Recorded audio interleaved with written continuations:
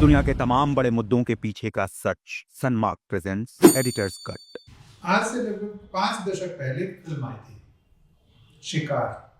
धर्मेंद्र की फिल्म थी, उसमें एक गाना था, पर्दे में रहने दो पर्दा ना उठाओ, पर्दा जो उठ गया तो भेद खुल जाएगा।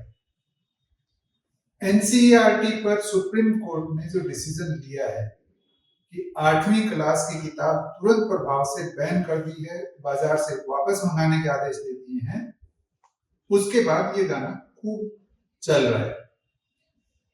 लोग इसको अदालत के, सुप्रीम कोर्ट के जजों के फोटो के साथ लगा लगा के सोशल मीडिया पर डाल रहे हैं। उनका मानना है कि सुप्रीम कोर्ट जुडिशरी के भ्रष्टाचार को पर्दे में रखना चाहता है, लेकिन पर्दे के पीछे का सच कुछ और ही है। हम आज उसी पे बात करने वाले हैं। नमस्कार दोस्तों, क्या जुडिशरी ने एनसीईआरटी की किताब पे बैन लगा के कुछ गलत किया या कहानी कुछ और है? पहली नजर में देखें तो ये लगता है कि सोमवार को किताब आई एनसीईआरटी की, बुधवार को सुप्रीम कोर्ट ने उस पर संज्ञान लिया खुद ही बिना किसी शिकायत के, और गुरुवार को अगले दिन यानी 24 घंटे में उस किताब को पूरी तरह से बैन कर दिया, मार्केट से हटाने को बोल दिया, ऑनलाइन जितने प्लेटफॉर्म है उन सब से हटाने को कह दिया। मतलब हड़बड़ी ऐसी, हमारी न्यायपालिका इतनी तेज कि 24 घंटे में फैसला भी आ गया, सुनवाई भी होगी, फैसला भी आ गया, खुद ही केस किया, खुद ही डिसीजन सुना दिया। सब केस चट सुनवाई पट फैसला वाली चीज इतनी तेज कि शायद तालिबान वाली जो कोर्टें हैं वो भी इसको देख के शर्मा जाए कि इतनी फास्ट हम क्यों नहीं डिसीजन ले पाते। उसके बाद कई तरह के सवाल उठ रहे हैं।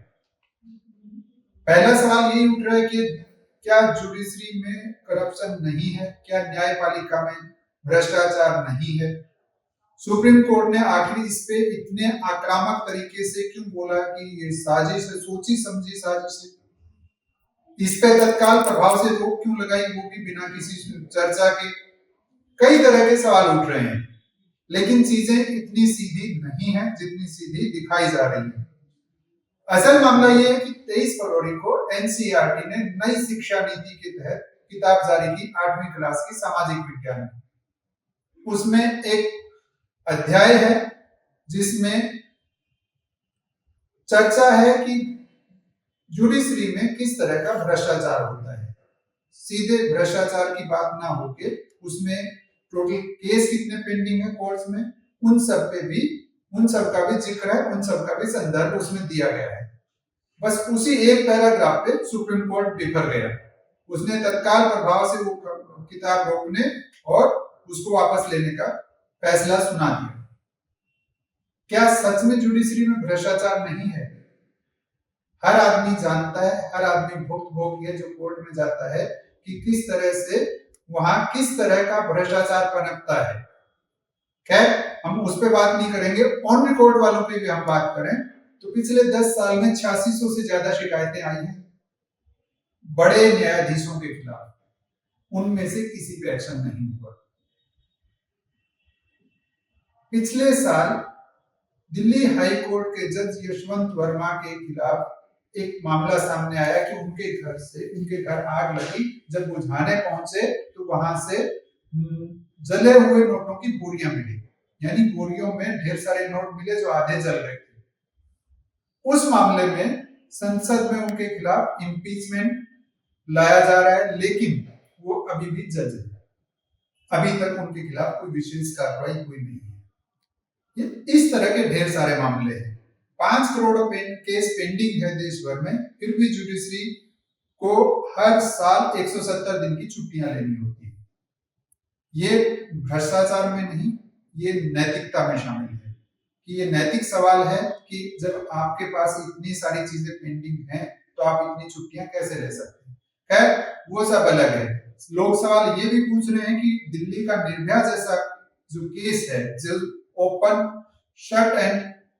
ओपन एंड शट केस था, उसमें आखिर 12 साल क्यों लगते हैं? उसके बाद भी क्या जुडिशरी में ये माना जाए कि भ्रष्टाचार नहीं है? तारीखों पे तारीखें जिस तरह से मिलती हैं, उसके बाद भी क्या यह माना जाए कि जुडिशरी में भ्रष्टाचार नहीं है? खैर, वो सब चीजें अलग हैं। हम आते हैं असली कहानी के पीछे। जैसे ही सुप्रीम कोर्ट का ये डिसीजन आया कि किताब को बैन कीजिए, विदेश में बैठे हमारे प्रधानमंत्री के ज्ञान चक्षु खुल गए। वो प्रधानमंत्री नरेंद्र मोदी उस समय इजराइल की यात्रा पे थे। उन्होंने वहीं से एक सूत्रों के अनुसार उन्होंने गुस्सा जाहिर किया और एक लाइन उन्होंने कही कि ये सब देख कौन रहा है, उसकी जिम्मेदारी तय की जाए। काफी है देश के प्रधानमंत्री गुस्सा हो जाए किसी बात पे।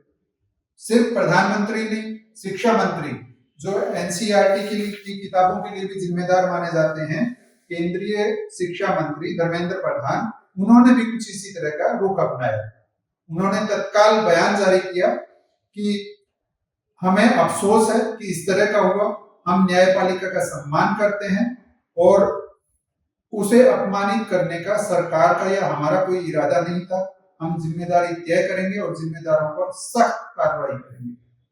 सिर्फ इतना ही नहीं, एनसीईआरटी ने भी जांच शुरू कर दी। उसने पहले माना कि ये जजमेंट की गलती है, यानी फैसला लेने में कुछ गलती हमसे हो गई। ये चैप्टर लिखने से पहले, ये पैराग्राफ डालने से पहले हमें जुडिशरी से पूछ लेना चाहिए था। सुप्रीम कोर्ट उससे सख्त है। सुप्रीम कोर्ट ने एनसीईआरटी के जो डायरेक्टर हैं उनको और केंद्रीय शिक्षा मंत्रालय के सचिव दोनों को मानहानि का नोटिस जारी किया है। उन दोनों को तत्काल नोटिस जारी करके उनके खिलाफ सुनवाई का आदेश दे दिया है। असल में आप यदि गौर करें, यही प्रधानमंत्री नरेंद्र मोदी हैं जिन्होंने यूजीसी गाइडलाइन पे 45 दिन बाद भी एक शब्द तक नहीं बोला है। उस पे भी सुप्रीम कोर्ट ने रोक लगाई थी, उस पे भी सुप्रीम कोर्ट ने तीखी टिप्पणी की थी। है तब उनके ज्ञान चक्षु नहीं खुले होंगे, ये उनकी अंतरात्मा का सवाल है। यही शिक्षा मंत्री हैं जिन्होंने सिर्फ कुछ प्रायोजित साक्षात्कार के जरिए ये बताने की कोशिश की कि हमने जो किया वो सही है और किसी के खिलाफ गलत नहीं होने दिया जाएगा।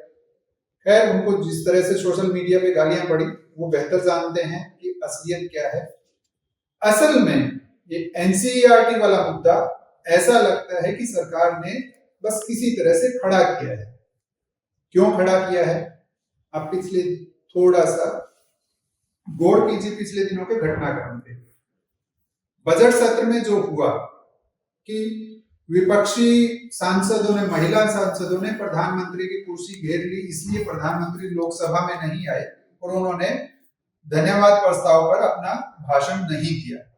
उसके बाद लोकसभा के अध्यक्ष से कहलवा दिया गया कि देश के प्रधानमंत्री के साथ कुछ भी हो सकता था, वो भी संसद में, लोकसभा में, इसलिए वो नहीं आए। उससे जो किरकिरी हुई वो संभाले नहीं संभल रही। यूजीसी का मामला पहले से चल रहा था, तो उसके बाद उसकी लीपापोती के लिए कि चलो जो भी हुआ, लीपापोती के लिए क्या कोशिश की गई कि प्रधानमंत्री के 2 इंटरव्यू करवाए गए विशेष रूप से। दोनों ऐसे आए और चले गए कि आम आदमी को कोई फर्क ही नहीं पड़ा। ना उसकी कहीं चर्चा हुई, ना मोदी जी की जय जयकार हुई, कुछ नहीं हुआ। सरकार को लग रहा है कि अब बुरे फंस गए हैं। यूजीसी का मामला चाह के भी खत्म नहीं कर पा रहे हैं। उसके बाद कुछ जो नेता हैं पार्टी के सत्ताधारी दल के और कुछ उनके महानुभाव जो हैं जिनको वो बहुत बड़ा मानते हैं, वो लोग कह रहे हैं कि हम आरक्षण 2000 साल तक भी जारी रखेंगे। यूजीसी की गाइडलाइन में कुछ गलत नहीं है, संविधान किसी के साथ कुछ गलत नहीं होने देगा। इस तरह के बयानों से उनकी और मिट्टी पलीत हो रही है सरकार की, सत्ताधारी दल की।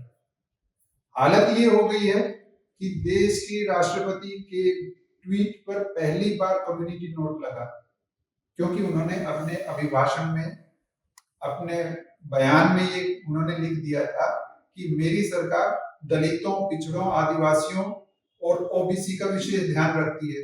लोगों ने पूछा भाई जनरल क्लास कहाँ गई, इसीलिए वो नोट लगा। और हालत ये है कि हर दूसरे मंत्री के, प्रधानमंत्री के और पार्टी के सबके ट्वीट पे कम्युनिटी नोट इसी तरह से लग रहे हैं। वो क्यों लग रहे हैं? क्योंकि लोग सवाल उठा रहे हैं, पूछ रहे हैं। ये मुद्दा ऐसा है कि उसको दबाने के लिए ये तमाम तरह की चीजें की जा रही हैं। आपको बता दें कि एक दिन पहले ही सरकार ने एक और इसी तरह का बयान जारी किया, आदेश जारी किया, जिसको आप तुगलकी फरमान या जो कहना चाहें तानाशाही आदेश कह सकते हैं, कि देश में अब 1 अप्रैल से एथेनॉल मिलाया जाएगा पेट्रोल में 20%। 1 अप्रैल से अनिवार्य है कि देश भर के पेट्रोल पंप पर जो पेट्रोल बिकेगा उसमें 20% गन्ने का रस होगा। जी हाँ, एथेनॉल मतलब गन्ने का रस। सोचिए कि जब पेट्रोल में 20% गन्ने का रस मिल के आएगा तो इंजन को कितना नुकसान होगा। ये हम नहीं कह रहे, ये हर गाड़ी चलाने वाला कह रहा है जो उस पेट्रोल को यूज कर रहा है कि मेरे इंजन में लगातार खराबी आने लग गई है, मेरी गाड़ी का माइलेज 3 से 7% तक गिर गया है। लेकिन सरकार को क्या, एक मंत्री जी हैं, उनके बेटों की चीनी मिले हैं, शायद उनको फायदा पहुंचाने के लिए ये सब किया जा रहा है। वो अलग चीजें हैं। वो मुद्दा भी इसीलिए सामने लाया गया अचानक से कि किसी तरह लोगों का ध्यान डाइवर्ट हो, नहीं हुआ। अब ये सुप्रीम कोर्ट वाला ऐसे पेश किया जा रहा है कि जैसे सरकार न्यायपालिका को सर्वोपरि मानती है। कारण 2 ही हो सकते हैं। पहला कि यूजीसी वाले मुद्दे से ध्यान भटकाना, जो इतनी कोशिशों के बाद भी दब नहीं रहा है। सरकार की, विशेष करके प्रधानमंत्री नरेंद्र मोदी की एक खूबी है कि वो किसी भी चीज को ठंडा करके खाते हैं।